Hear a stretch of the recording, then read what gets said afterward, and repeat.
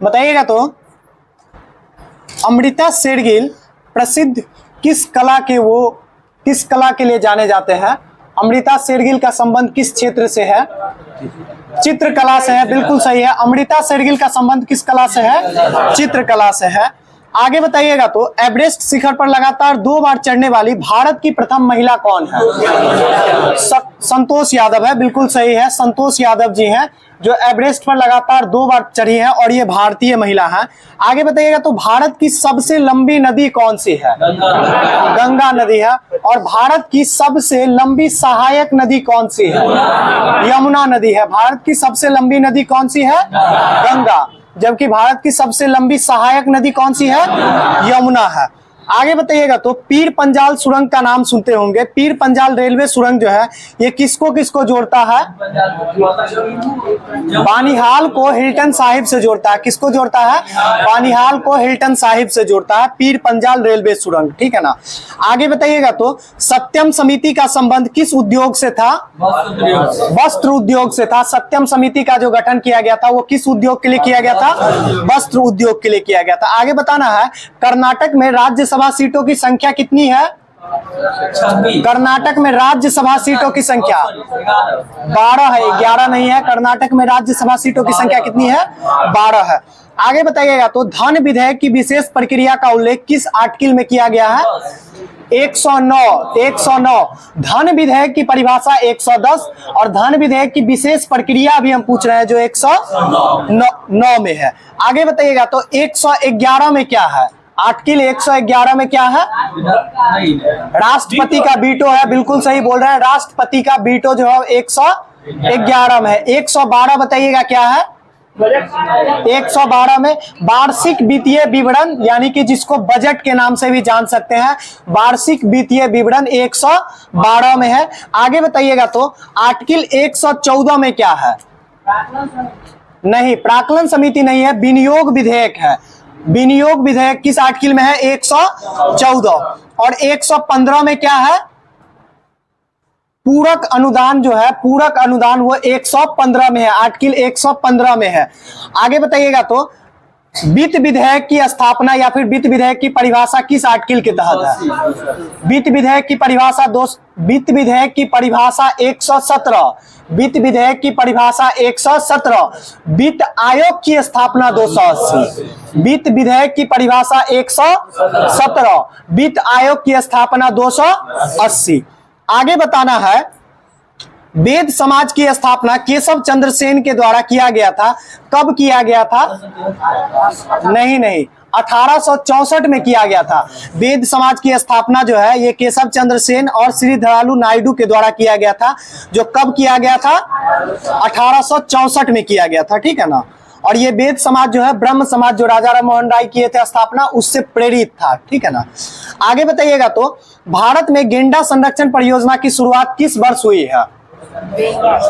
गेंडा संरक्षण परियोजना 1987 में किया गया है। गेंडा संरक्षण परियोजना 1987 में किया गया है, 1987 में किया गया है। आगे बताइएगा तो नामीबिया अभी चर्चा में रहा है, जहां से हम लोग चीता लाए हैं। नामीबिया की राजधानी कहाँ है? जेरूसलम इजराइल की राजधानी है। विंडहॉक, बिल्कुल सही है।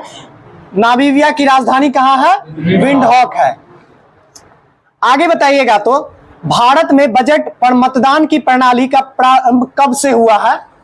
भारत में बजट पर मतदान की प्रणाली का शुरुआत कब से हुआ है?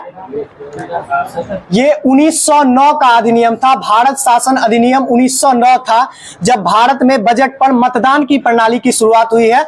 जबकि भारत में बजट पर बहस की प्रणाली शुरुआत कब हुई है? 1892 के अधिनियम से। 1892 के अधिनियम से हुआ है। आगे बताइएगा भारत का प्रथम स्वदेशी नाभिकीय पनडुब्बी कौन सी है? नाभिकीय पनडुब्बी कौन सी है? INS चक्र है। आगे बताइएगा तो किस बौद्ध संगति के दौरान महाविवाद सूक्त की रचना की गई थी? चतुर्थ बौद्ध संगति के दौरान। आइए ना, करवाइए ना। नवीश जी कितना देर हुआ? चलिए बताइएगा तो संसद भवन का रूपरेखा जो है किसके द्वारा तैयार किया गया? संसद भवन का रूपरेखा की बात कर रहे हैं। हार्वर्ड बेकर और एडविन लुटियंस, बिल्कुल सही है, लुटियंस बोल रहे थे आप लोग। हार्वर्ड बेकर और एडविन लुटियंस के द्वारा जो है संसद भवन का रूपरेखा तैयार किया गया था। कहीं कहीं देता है इसके बारे में, संसद भवन का ढांचा किसके द्वारा तैयार किया गया था, बात उतना ही होता है। आगे बताना है आपको, संसदीय समितियों का कार्यकाल जो है कितने वर्षों का होता है? 1 वर्ष का होता है। संसदीय समितियों का कार्यकाल जो होता है 1 वर्ष का होता है, ठीक है। आगे आपको बताना है, सर्वप्रथम जो है गैर कांग्रेसी सरकार का गठन किस राज्य में? केरल में हुआ था, ठीक है। और कब हुआ था? 1957। बिल्कुल सही है, 1957 में जो है केरल में सर्वप्रथम गैर कांग्रेसी राष्ट्र यानी सरकार का जो है गठन हुआ था। अगर हम बात करें देश में पहली बार जो है गैर कांग्रेसी सरकार का गठन कब हुआ था? 1976-77 में हुआ था। और ये सरकार किनका बना था? मोरारजी देसाई का सरकार बना था। और जो है किस पार्टी के मोरारजी देसाई? जनता पार्टी का सरकार था, ठीक है, जो कि पहली बार। और किनका सरकार को गिरा के बना था? इंदिरा गांधी के सरकार यानी कांग्रेस के जो है सरकार गिराकर बना था। आगे आपको बताना है, दल बदल विरोधी जो है कानून को मान्यता कब दिया गया? 1985 होगा ना। दल बदल कानून को जो है मान्यता कब दिया गया है? 1985 में। अगर बोले तो क्या संविधान संशोधन? 52वां संविधान संशोधन, ठीक है, 52वां संविधान संशोधन 1985, जो कि 10वें संविधान अनुसूची यानी संविधान की अनुसूची की बात करें हैं, 10वीं अनुसूची को जोड़ा गया था 52वां संविधान संशोधन 1985 के तहत। और 10वीं अनुसूची का संबंध पूछा जाता है किससे है? दल बदल विरोधी अधिनियम से संबंधित होगा, ठीक है। आगे आपको बताना है, प्रश्नकाल की अवधि कितने घंटे का होता है? 1 घंटे का होता है, 1 घंटे का होता है, सही है। और आगे आपको बताना है, शून्य काल का समय जो है कब से कब तक का होता है? तो 12 से 1 के बीच का समय जो होता है वो क्या होता है? शून्य काल का समय होता है, ठीक है। आगे आपको बताना है, आपातकाल की उद्घोषणा जो है कितने दिनों के अंदर अंदर जो है संसद की स्वीकृति अनिवार्य है? तो आपातकाल की बात करते हैं 30 दिन यानी 1 महीना बोलते हैं। 30 दिन हम दिन में याद रखेंगे, ध्यान रखना है। आपातकाल जो कि राष्ट्रीय किस अनुच्छेद के अंतर्गत लगाया जाता है राष्ट्रपति के द्वारा? अनुच्छेद 352 के तहत। किसके तहत हो जाएगा? आर्टिकल 352 के तहत जो है राष्ट्रीय आपात की उद्घोषणा कौन करता है? राष्ट्रपति करता है। और संसद से इसकी स्वीकृति कम से कम कितने दिनों के अंदर? 30 दिनों के भीतर अनिवार्य है। आगे बात करते हैं 352 के बाद आर्टिकल 356 होता है और 360 होता है। आर्टिकल 356 में क्या कहा गया है? तो राष्ट्रपति शासन, और राष्ट्रपति शासन की जो है यानी कि संसद से यानी कितने दिनों के भीतर स्वीकृति अनिवार्य है? 60 दिन। ध्यान रखना है, 2 महीने की बात करते हैं, यानी राष्ट्रपति शासन के लिए कितने दिन के भीतर स्वीकृति? 2 महीना। और फिर आगे बात करते हैं 360 जो क्या है? वित्तीय आपात। और वित्तीय आपात की यदि बात करें तो इसके लिए भी जो कितने दिन के भीतर स्वीकृति? 60 दिन ही होगा। ध्यान रखना है, कहने का मतलब पहला वाला जो है आर्टिकल 352 मात्र 30 दिन, अगला 352 और 360 कितने दिन के भीतर स्वीकृति होना चाहिए? 60 दिन के अंदर अंदर होता है। ध्यान रहेगा ना, 52 कितना दिन? 30 दिन और 60 और 56 कितना हो जाएगा? दोनों 60 दिन के अंदर अंदर स्वीकृति अनिवार्य है। आगे आपको बताना है, राष्ट्रीय सुरक्षा कानून जो है ये किस वर्ष पारित किया गया था? राष्ट्रीय सुरक्षा कानून जो है किस वर्ष पारित किया गया था? तो 1980 में किया गया था। कब किया गया था? 1980 में जो है राष्ट्रीय सुरक्षा कानून जो है पारित किया गया था, ठीक है। आगे आपको बताना है, सर्वोच्च न्यायालय को जो है न्यायिक पुनरीक्षण का अधिकार प्रदान करता है आर्टिकल कितना के तहत? तो अनुच्छेद 137 हो जाएगा। यानी न्यायिक जो है पुनर्विवेचन की बात करते हैं या फिर न्यायिक पुनरीक्षण की बात यदि हम करें, ठीक है, तो कितना के तहत हो जाएगा? आर्टिकल 137 के तहत हो जाएगा, ठीक है। आगे आपको बताना है, उच्चतम न्यायालय में होते हैं कुल वर्तमान में जो है कितने न्यायाधीश हैं? 34 है वर्तमान में, जिसमें से 33 अन्य न्यायाधीश और 1 मुख्य न्यायाधीश होते हैं, ठीक है। आगे आपको बताना है, भारत के उच्च न्यायालय की, भारत में जो है उच्च न्यायालय की संख्या कितना है वर्तमान में? 25 हो जाएगा, जो कि अंतिम उच्च न्यायालय की यदि हम बात करें तो कौन सा हो जाएगा? आंध्र प्रदेश उच्च न्यायालय हो जाएगा ना। तेलंगाना वाला को तो पहले ही मिल गया था, ठीक है। चलिए आगे आपको बताना है, भारत का जो है प्रथम विधि अधिकारी कौन होता है? भारत का प्रथम विधि अधिकारी की बात करते हैं महान्यायवादी, ठीक है। महान्यायवादी किस आर्टिकल के तहत है? 76 के तहत हो जाएगा।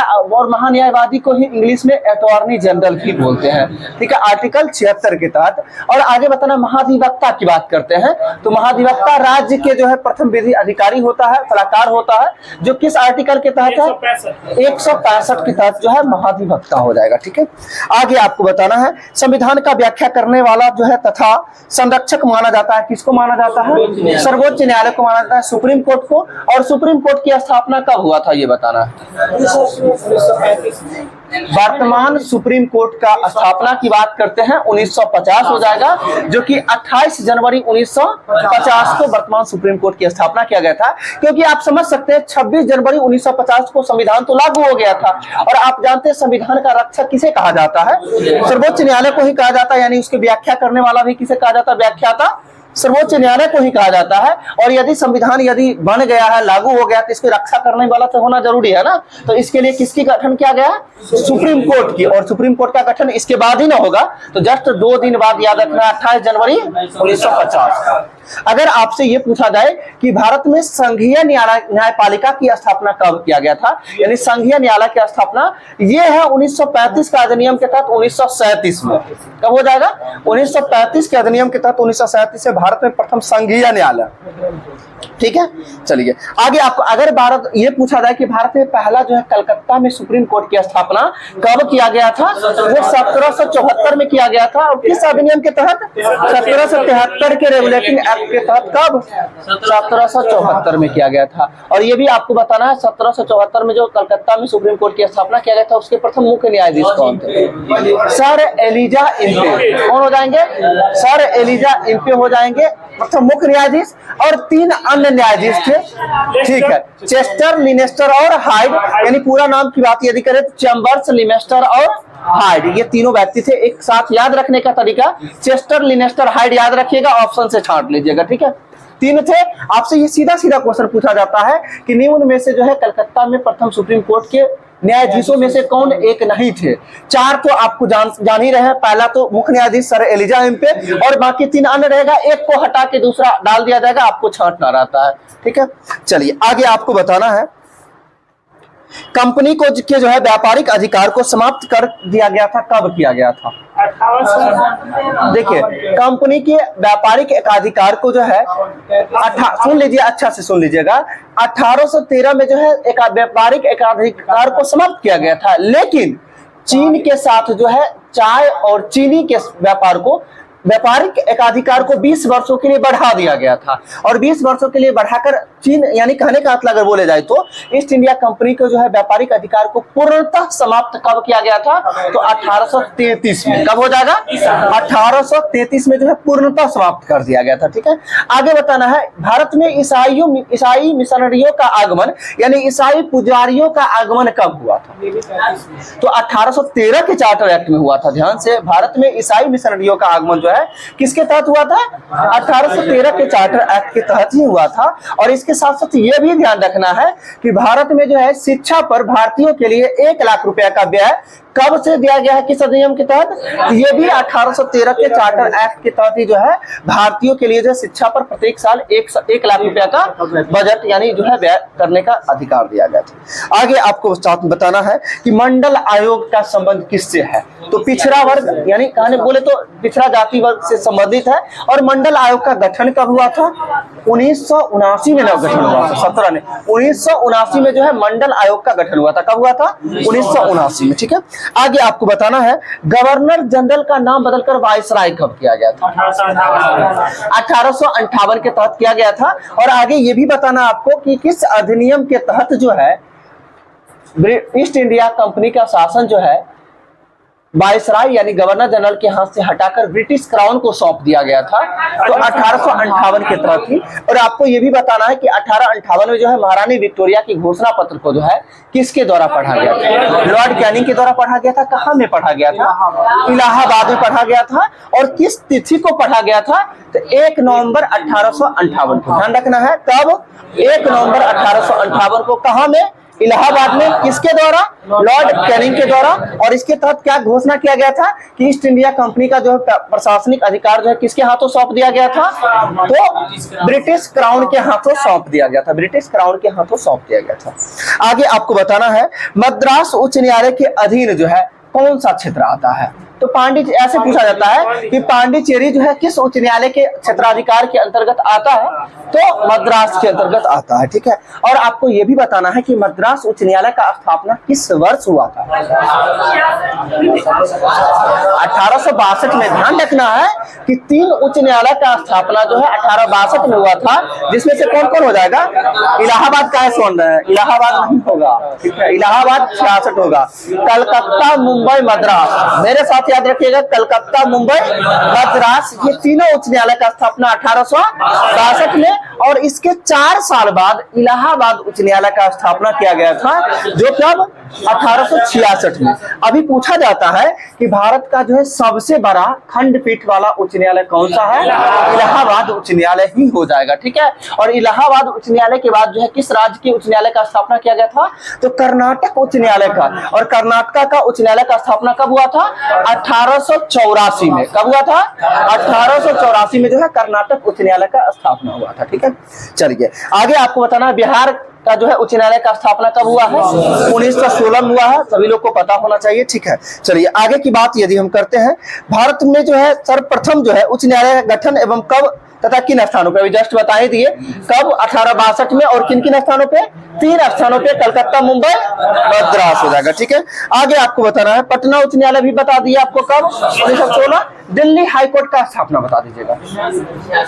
1966, बिल्कुल सही है। दिल्ली हाईकोर्ट का स्थापना कब हो जाएगा? 1966 में हो जाएगा, ठीक है। आगे आपको बताना है उच्चतम न्यायालय तथा उच्च न्यायालय के जो है न्यायाधीश का कार्यकाल कितने वर्षों का होता है? देखिए उच्चतम यानी सुप्रीम कोर्ट की बात करते हैं, सुप्रीम कोर्ट के न्यायाधीशों का कार्यकाल 65 वर्ष का, 65 हो जाता है। और हाई कोर्ट की यदि हम बात करते हैं कितना हो जाएगा? 562 हो जाएगा, यानी सुप्रीम कोर्ट 662, ठीक है, और हाई कोर्ट हो जाएगा 562 हो जाएगा, ठीक है। नहीं ना 65, एक मिनट, 665 और 562, ऐसे ध्यान रखना है। यानी सुप्रीम कोर्ट का 665 और हाई कोर्ट का 562 हो जाएगा, ठीक है। आगे आपको इतना उच्चतम तथा उच्च न्यायालय की कार्यकारी भाषा कौन सी है? अंग्रेजी भाषा। कार्यकारी भाषा कौन सी होती है? अंग्रेजी भाषा होती है, सही है। आगे आपको बताना है जम्मू कश्मीर की जो है संविधान सभा का प्रथम अधिवेशन कब हुआ था? सोच समझ के बोलिएगा। जम्मू कश्मीर की जो है संविधान सभा का प्रथम अधिवेशन कब हुआ था? 30 अक्टूबर 1951। कब हुआ था? 30 अक्टूबर 1951 को ये जम्मू कश्मीर की जो है संविधान सभा का प्रथम अधिवेशन की बात करते हैं। अगर बात करें भारत की संविधान सभा का प्रथम अधिवेशन किस तिथि को हुआ था? 9 दिसंबर। पहले 9 दिसंबर 1946 को हुआ था, जो कि प्रथम बैठक के रूप में भी जाना जाता है और इसी के साथ साथ प्रथम अधिवेशन के रूप में भी जानते हैं। और संविधान निर्माण में जो है टोटल कुल कितने अधिवेशन हुआ था? 11 अधिवेशन हुआ था। कितना हुआ था? 11। कहीं कहीं आपको 12 भी देखने को मिलता होगा, लेकिन ध्यान रखिए 11 अधिवेशन बिल्कुल सही है। और आगे आप लोग के क्यूज में शायद कल या परसों भी बताए होंगे, ठीक है, कि जो संविधान सभा के प्रथम बैठक में कुल कितने लोगों ने भाग लिया था? 211 लोगों ने भाग लिया था। कितना लोग भाग लिए थे? 211 लोग भाग लिए थे, जिसमें से महिलाओं की संख्या कितनी हो जाएगी? 9 महिलाएं थी, 9 महिलाएं थी। और जो है पुरुष की बात करें तो 202 हो जाएगा। और आगे बात करते हैं संविधान सभा में निर्वाचित होने वाली महिलाओं की संख्या कितनी हो जाएगी? तो 15 महिला हो जाएगी। और इसके साथ साथ ये भी बताना है कि संविधान सभा पर जो यानी संविधान पर जो हस्ताक्षर करने वाली प्रथम महिला कौन थी? तो सरोजिनी नायडू हो जाएंगे। संविधान पर हस्ताक्षर करने वाली प्रथम महिला कौन हो जाएगी? सरोजिनी नायडू। और बात करें सरोजिनी नायडू की, तो सरोजिनी नायडू जो है भारतीय राष्ट्रीय कांग्रेस के किस अधिवेशन की अध्यक्षता की थी, जो कि प्रथम भारतीय अध्यक्ष भी हुई थी? 1925 का, बिल्कुल सही है। भारतीय राष्ट्रीय कांग्रेस के 1925 के अधिवेशन जो कहाँ आयोजित हुआ था? कानपुर में आयोजित हुआ था, जो कि प्रथम भारतीय महिला के रूप में जो है अध्यक्षता करने वाली प्रथम महिला हुई सरोजिनी नायडू। अगर आपसे ये बोल दे कि प्रथम महिला जो है के द्वारा अध्यक्षता किया गया था कांग्रेस का, वो कौन थी? Annie Besant. और एनी बेसेंट के द्वारा कब किया गया था? 1917 ना? सोच थोड़ा सा आराम से। 1917 के कलकत्ता अधिवेशन की अध्यक्षता किसके द्वारा? एनी बेसेंट के द्वारा। और अगर आप 16 की बात करते हैं, 1916 के अधिवेशन की अध्यक्षता किसके द्वारा किया गया था? अंबिका चरण मजमूदार, एसी मजमूदार। और ये अधिवेशन इंपोर्टेंट क्यों होता है? क्योंकि इसी अधिवेशन में जो है कांग्रेस के गरम दल एवं नरम दल के साथ साथ मुस्लिम लीग और इनके साथ साथ होम रूल लीग, ये तीनों जो है यानी चारों जो है एक साथ एक मंच पर आए थे। और इसके साथ साथ महात्मा गांधी का सर्वप्रथम जो है पूर्ण रूपेण जो है किसी अधिवेशन में भाग लिया गया था। वो कौन था? 1916 के अधिवेशन था। कौन था? 1916 का अधिवेशन था। और इस अधिवेशन की अध्यक्षता किसके द्वारा? एसी मजमूदार, शॉर्ट में पूरा नाम अंबिका चरण मजमूदार। अगर बात करें अध्यक्षता ये कहां किस जगह हुआ था, तो लखनऊ में हुआ था। अब आपको बताना है कि महात्मा गांधी के द्वारा जो है सर्वप्रथम किस कांग्रेस के अधिवेशन में भाग लिया गया? नहीं, 1900 हम क्या पूछे हैं? महात्मा गांधी के द्वारा सर्वप्रथम जो है कांग्रेस के किस अधिवेशन में भाग लिया गया था? 1901, ठीक है, 1901 के कांग्रेस के अधिवेशन जिसकी अध्यक्षता इदुल्ची वाचा के द्वारा किया गया था। किनके द्वारा? इदुल्ची वाचा के द्वारा किया गया था। और इसमें पहली बार भाग लिए थे, ठीक है। और जो कि महात्मा गांधी के बारे में कहा जाता है ना, 1893 में साउथ अफ्रीका शिफ्ट हुए थे, 1901 में एक बार फिर आए थे, फिर चले गए साउथ अफ्रीका। और इसके बाद पूर्ण रूपेण जो है भारत कब वापस लौटे थे? 9 जनवरी 1915 को वापस लौटे थे। और इसलिए 9 जनवरी को किस रूप में मनाते हैं? प्रवासी भारतीय दिवस रूप में, यानी प्रवासी भारतीय दिवस के रूप में कब मनाते हैं? 9 जनवरी को मनाते हैं, ठीक है। चलिए आगे आपको बताना है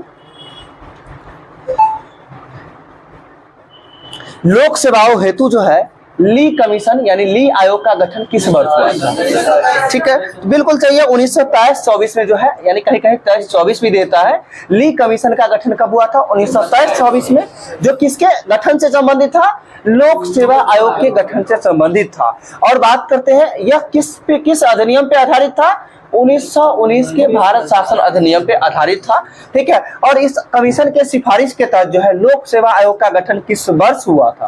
1926 में। कब हुआ था? 1926 में। ध्यान रखना है कि ली कमीशन के सिफारिश पर जो है लोक सेवा आयोग का गठन कब हुआ था? 1926 में हुआ था। और 1926 में शायद कॉमनवेल्थ का स्थापना, राष्ट्रमंडल का स्थापना कब हुआ है? 1926 में ही हुआ है। एक मिनट पहले सुनिए तो सही। हम अभी आपसे पूछे राष्ट्रमंडल का स्थापना, बिल्कुल सही बोल रहे हैं, 1926 बिल्कुल सही है। और पहली बार राष्ट्रमंडल खेल की बात करेंगे तो 1930 होगा, ठीक है। हैमिल्टन कनाडा में हुआ था, ठीक है, ऐसे। और राष्ट्रमंडल का मुख्यालय कहाँ हो जाएगा? लंदन हो जाएगा, ठीक है, लंदन, ठीक है। कहीं कहीं पे इसके बदले में चोगम लिखा हुआ रहता है, CHOGAM, ठीक है, ठीक है, जो कि इसका मुख्यालय कहाँ हो जाएगा? लंदन। और इसका स्थापना 1926। हम रिलेट करके ही याद करवाए थे, 1926 की बात कर रहे थे। लोक सेवा आयोग का स्थापना कब हुआ था? 1926 में। किस कमीशन की सिफारिश पर हुआ था? ली कमीशन की सिफारिश पर हुआ था। और किस अधिनियम पे आधारित था? भारत शासन अधिनियम 1919। आगे इसके साथ में आपको यह भी बताना है कि प्रांतों में द्वैध शासन की नींव कब रखी गई थी? 1919 के अधिनियम के तहत ही। और प्रांतों में द्वैध शासन के जगह पे जो है जो बोले तो केंद्र में द्वैध शासन कब स्थापित हुआ था? 1935 के अधिनियम के तहत। आगे एक साथ आपको यह भी बताना है कि प्रांतीय स्वायत्तता का स्थापना किस अधिनियम के तहत हुआ? प्रांतीय स्वायत्तता की बात करेंगे तो 1935 का अधिनियम हो जाएगा। कब हो जाएगा? 1935 का अधिनियम हो जाएगा, प्रांतीय स्वायत्तता। ऐसे हम देख रहे हैं प्रांतों में द्वैध शासन की बात करते हैं 1919 होता है। और यहाँ पे भी प्रांतीय आपको दिख रहा है तो मन में आ जाता है कि प्रांत वाला सब 1919 में हुआ है, लेकिन स्वायत्तता की बात करते हैं तो कब हो जाएगा? 1935 हो जाएगा, ध्यान रखना है, ठीक है। पहली बार महिलाओं को वोट डालने का अधिकार भारत में किस अधिनियम के तहत? 1919 के अधिनियम के तहत ही है। कब है? 1919 के अधिनियम के तहत ही जो है पहली बार महिलाओं को वोट डालने का अधिकार दिया गया था, ठीक है। चलिए आपको यह भी बताना है कि पहली बार की यदि हम बात करते हैं मुस्लिमों के लिए पृथक निर्वाचन की व्यवस्था कब किया गया था? 1909। और 1909 को जो है किस नाम, अन्य नाम से जानते हैं? मार्ले मिंटो सुधार के नाम से जानते हैं। और 1919 के भारत शासन अधिनियम को अन्य किस नाम से जानते हैं? तो मॉन्टेग्यू चेम्सफोर्ड सुधार के नाम से जानते हैं। किसके नाम से? मॉन्टेग्यू चेम्सफोर्ड सुधार के नाम से। अब आपको यह भी बताना है कि मॉन्टेग्यू चेम्सफोर्ड सुधार की बात करते हैं, यानी 1919 के भारत शासन अधिनियम के तहत जो है, यानी इससे रिलेटेड जो है इसके जांच के लिए किस आयोग का गठन किया गया?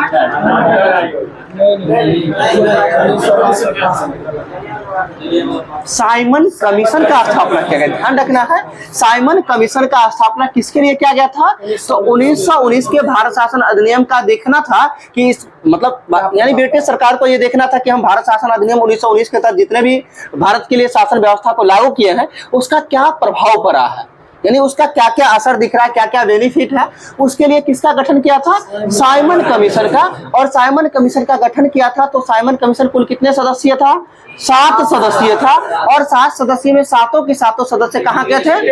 ब्रिटिश सदस्य थे, जिस कारण से साइमन कमीशन का विरोध किया गया था, विरोध यानी बहिष्कार किया गया था। और बहिष्कार करने, विरोध करने में सबसे आगे कौन आए थे? लाला लाजपत राय। और लाला लाजपत राय के साइमन कमीशन के विरोध के दौरान ही जो है लाठी के प्रहार से कहां में मृत्यु हो गई थी? लाहौर में इनकी मृत्यु हो जाती है। ठीक है। और साइमन कमीशन जो है इसका गठन किस वर्ष हुआ था? 1927 में। कब हुआ था? 1927 में साइमन कमीशन का गठन हुआ था। और साइमन कमीशन भारत में मुंबई की स्थिति को पहुंचा था 3 फरवरी 1928 को जो है साइमन कमीशन कहां पहुंचा था? मुंबई पहुंचा था, यानी भारत पहुंचा था। और साइमन कमीशन जो है अपना रिपोर्ट कब प्रस्तुत कर दिया? 1930 में। ध्यान रखना है, गठन कब हुआ? 27 में, भारत आगमन 28 में, और अपना रिपोर्ट कब प्रस्तुत किया? 1930 में अपना रिपोर्ट प्रस्तुत किया। तीनों साल तो याद हो गया होगा सभी लोग को। डेट भी वैसे याद करवाने के लिए करवा सकते हैं, लेकिन ज्यादा इंपॉर्टेंट नहीं बनता है। एक सीधा सीधा ये ध्यान रखिएगा कि भारत में प्रवेश की स्थिति को हुआ था तो 3 फरवरी 1928 ध्यान रखिएगा। ठीक है, 28। चलिए आगे बताना है, लोक लेखा समिति में कुल कितने सदस्य? जिधर जिस सेक्शन में रहेंगे उधरे रह जाएंगे। ठीक है। लोक लेखा समिति में कुल कितना सदस्य? 22 सदस्य थे, जिसमें से लोक सभा से कितना? 15 और राज्यसभा से कितना? 7 सदस्य होता है। ठीक है। आगे आपको बताना है, संघीय न्यायपालिका का वर्णन किस आर्टिकल में? संघीय न्यायपालिका की बात यदि हम करते हैं तो आप जानते हैं सुप्रीम कोर्ट की स्थापना किस आर्टिकल में है? 124 में है ना। और 124 से स्टार्ट होके 147 तक जो है न्यायालय के बारे में चर्चा की गई। कहां से कहां तक? 124 से लेके 147 तक जो है संघीय न्यायपालिका का चर्चा है। और संघीय का मतलब होता है केंद्र सरकार। सीधा सीधा समझते हैं क्या होता है? केंद्र सरकार, यानी सुप्रीम कोर्ट के बारे में व्याख्या जो है कहां से कहां तक हो जाएगा? 124 से 147 तक। और अगर हाई कोर्ट की यदि हम बात करते हैं तो आर्टिकल कहां, इसमें भारत में एक उच्च न्यायालय होगा किस आर्टिकल के तहत? 214 के तहत भारत में एक उच्च न्यायालय होगा 214 के तहत। और उच्च न्यायालय का गठन की बात करते हैं तो 216 के तहत हो जाएगा। आर्टिकल अनुच्छेद 216 में क्या है? उच्च न्यायालय का गठन। और प्रत्येक राज्य में एक उच्च न्यायालय होगा, अनुच्छेद 214। और बीच में एक छूट जाता है आर्टिकल 215, इसको भी याद रखिए। उच्च न्यायालय एक अभिलेख न्यायालय होगा। उच्च न्यायालय एक अभिलेख न्यायालय होगा। किस अनुच्छेद में कहा गया है? आर्टिकल 215 हो जाएगा ना। 124 में सुप्रीम कोर्ट की स्थापना है तो 124 से सीधा सीधा 89 हम जोड़ या 90 जोड़ने का काम करेंगे तो वहां तक हम पहुंच जाएंगे। तो ध्यान रखना है 214, 15, 16 ये 3 आर्टिकल आपको अभी याद करना है। क्या? जो प्रत्येक राज्य में एक उच्च न्यायालय होगा 214, उच्च न्यायालय एक अभिलेखीय न्यायालय होता है 215, और उच्च न्यायालय का गठन की बात करते हैं 216। ठीक है। आगे इसी के साथ साथ सीधा सीधा कि जो है सुप्रीम कोर्ट की स्थापना किस अनुच्छेद में? 124 में। और सुप्रीम कोर्ट एक अभिलेखीय न्यायालय होगा अनुच्छेद 129 में हो जाएगा। कब हो जाएगा? सुप्रीम कोर्ट एक अभिलेखीय न्यायालय होगा किस आर्टिकल में? 129 में हो जाएगा। ठीक है। चलिए आगे बात करते हैं। आगे बताना है, लोक अदालत की बैठक जो है, प्रथम बैठक जो है कब हुआ था? लोक अदालत की प्रथम बैठक जो है किस वर्ष हुआ था? तो लोक अदालत की प्रथम बैठक जो है 1982 में हुआ था। कब हुआ था? 1982 में हुआ था। और लोक अदालत की बात करते हैं 14 मार्च 1982 को जो है प्रथम बैठक हुआ था। ठीक है। आगे आपको बताना है जो कि कहां में हुआ था? तो गुजरात में। और गुजरात के किस जगह की बात करते हैं? तो जूनागढ़ में हो जाएगा। क्या हो जाएगा? जूना, गुजरात के जूनागढ़ में जो है लोक अदालत की प्रथम लोक अदालत का स्थापना यानी जो है बैठक हुआ था। आगे आपको बताना है किस अनुच्छेद में न्यायपालिका का जो है कार्यपालिका से पृथककरण की बात की गई है। तो 50 हो जाएगा, आर्टिकल 50 में क्या हो जाएगा, न्यायपालिका का कार्यपालिका से पृथककरण की बात की गई है। ठीक है, छोड़ देते हैं।